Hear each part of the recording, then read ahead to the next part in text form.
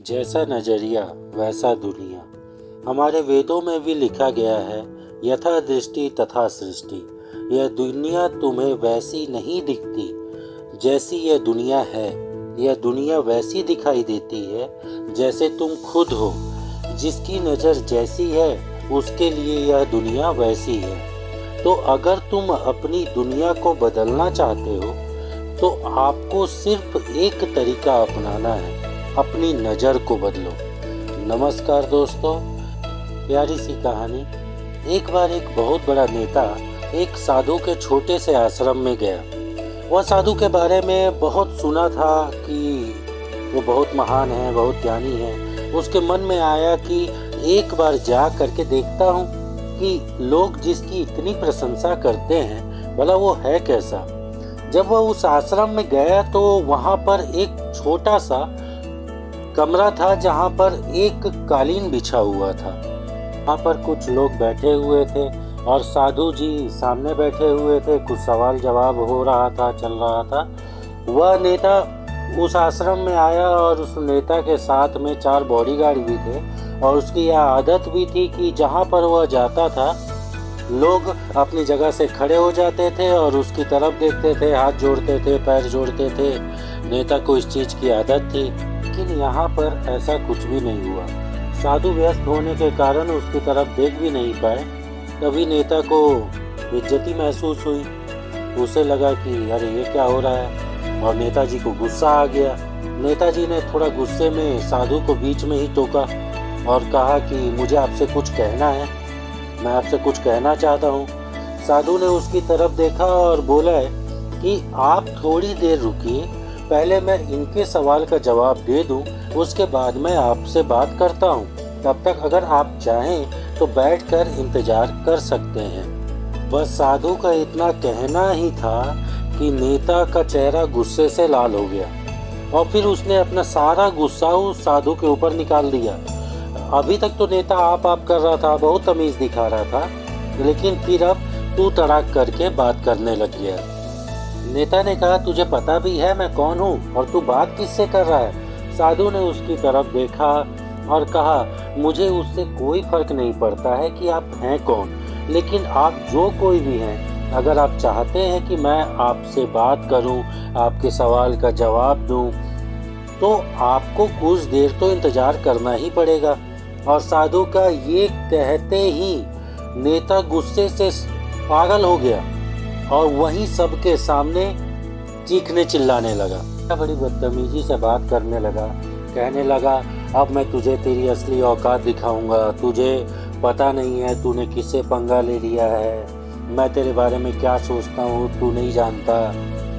साधु ने फिर से नेता की तरफ देखा और बड़े ही प्रेम से कहा कि मुझे इससे कोई फर्क नहीं पड़ता कि आप मेरे बारे में क्या सोचते हैं।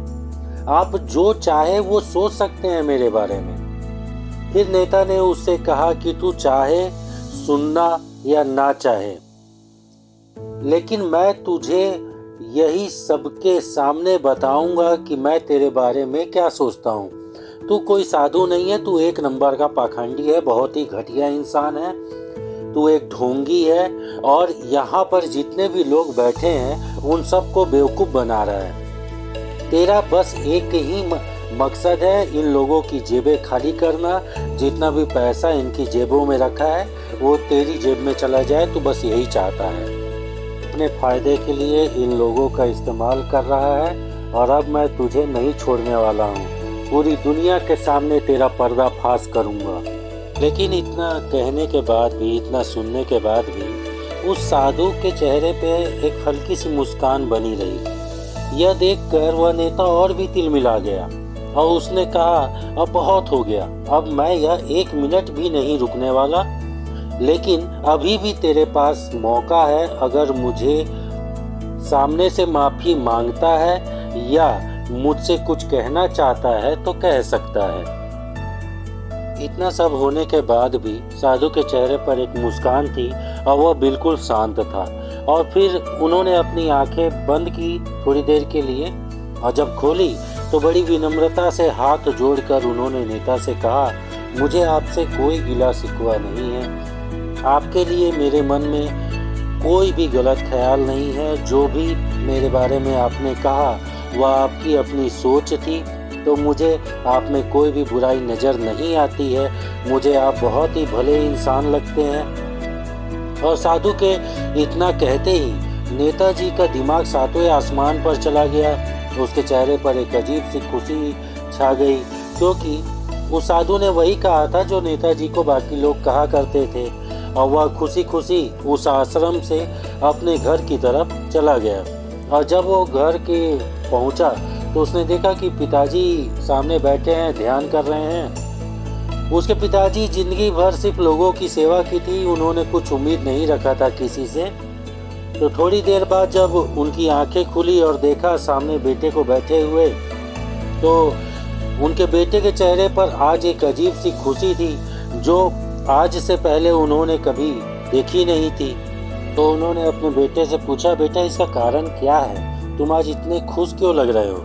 फिर उसने एक एक करके सब कुछ बताना चालू किया कि आज क्या क्या हुआ, किस तरह से वह आश्रम गया और वहाँ पर क्या हुआ, उसने क्या कहा, साधु जी ने क्या कहा। जब उसके पिताजी ने पूरी कथा सुनी, पूरी बात सुनी, तो थोड़ा सा मुस्कुराए और अपने बेटे को देख करके बोले कि उन्होंने तुम्हारी तारीफ नहीं की, क्योंकि उन्होंने वह नहीं कहा कि जो तुम हो, उन्होंने वह कहा कि जो वो खुद हैं। और तुमने जो भी कुछ उनको कहा वह नहीं कहा जो वो हैं, तुमने वह कहा जो तुम हो।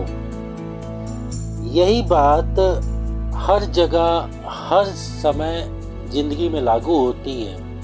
हम वही देखते हैं या देखना चाहते हैं जैसे हम होते हैं। जो हम करते हैं, जो हम बनना चाहते हैं, वो सारी चीज़ें हमारे नज़रिए पे निर्भर करती है। जैसा हमारा नज़रिया वैसी हमारी दुनिया। कोई कलेक्टर बनता है, कोई बहुत बड़ा नेता बनता है, सब अपने नज़रिए का खेल है। कोई बहुत बड़ा बिजनेस में नाम कमाता है।